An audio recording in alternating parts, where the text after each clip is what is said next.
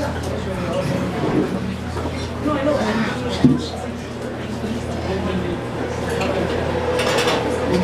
1965, I learned that the English are not good at country dancing.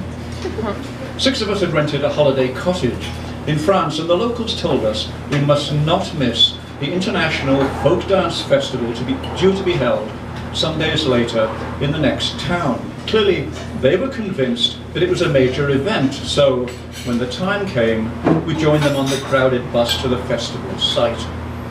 It was an outdoor stage.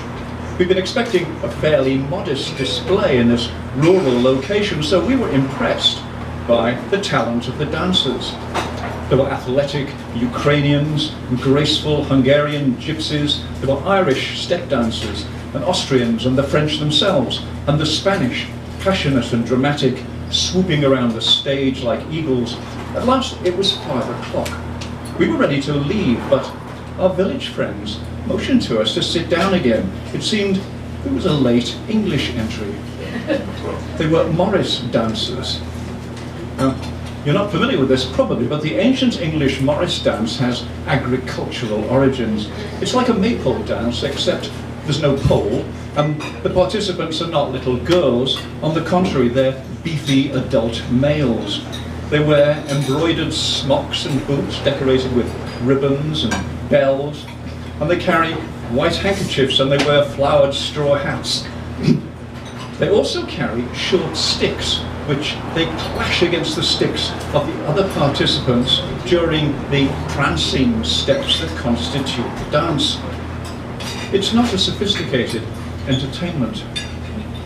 Tradition requires there to be the appearance of incompetence, and the better groups employ considerable skill to simulate this comical effect, but the less talented groups achieve it naturally. A leader shouts the moves, and a dozen or so dancers weave in and out, roughly according to his instructions, skipping up and down, jingling their bells, fluttering their handkerchiefs, and clashing their sticks together whenever opportunity allows. There is one additional participant. He is the fool or bladder man. Historically, inbreeding in rural communities was unavoidable, and over centuries the village idiot's participation became an integral part of the dance. To distinguish him from the other dancers, he carries an inflated ox bladder, nowadays usually a rubber balloon, attached by a ribbon to his stick.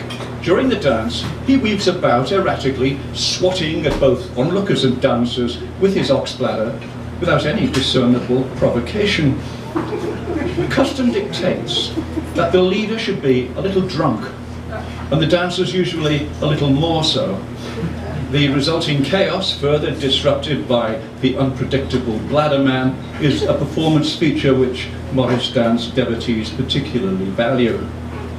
So, after hours of performances of the most explicit athleticism and virility, we were about to watch a Morris dance. It was a distressing spectacle. Clearly this troupe was authentically drunk, but even sober they would have had no need to fake incompetence.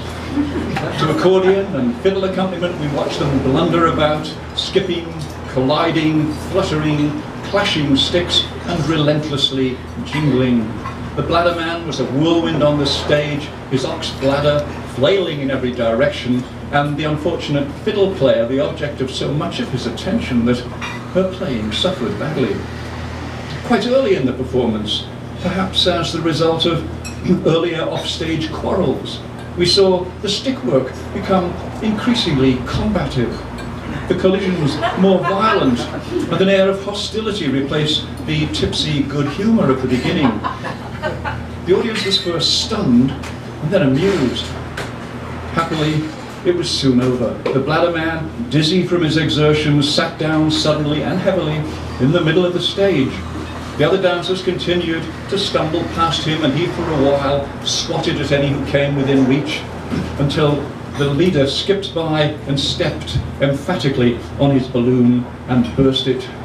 The offended bladder man stormed off the stage, taking a final swipe at the poor fiddler as he passed her and making her cry. The dances carried on, but they too were tiring. Soon they just wandered away to the beer tent, and the festival was over.